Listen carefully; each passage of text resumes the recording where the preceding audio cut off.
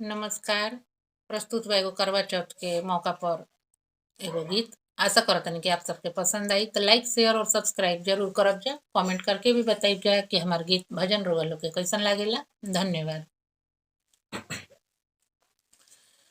गोरिया करेली हो सिंगार बिंदिया चम चम चमकेला। गोरिया करेली हो सिंगार बिंदिया चम चम चमकेला। गोरिया करेली हो सिंगार बिंदिया चम चम चमकेला।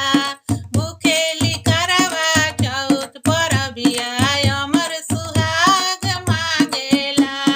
भूखेली करवा चौथ परबिया अमर सुहाग मांगेला। गोरिया करेली हो सिंगार बिंदिया चम चम चमकेला। भूखेली करवा चौथ परबिया अमर सुहाग मांगेला। सोरहो सिंगार करी छतवा पजाली। सोरहो सिंगार करी छतवा पजाली। चंदा से लावेली हो गोहार बिंदिया चम चम चमकेला।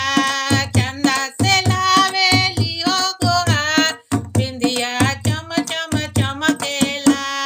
गोरिया करेली हो सिंगार बिंदिया चम चम चमकेला। भूखेली करवा चौथ परबिया अमर सुहाग मांगेला। रोज रोज चंदा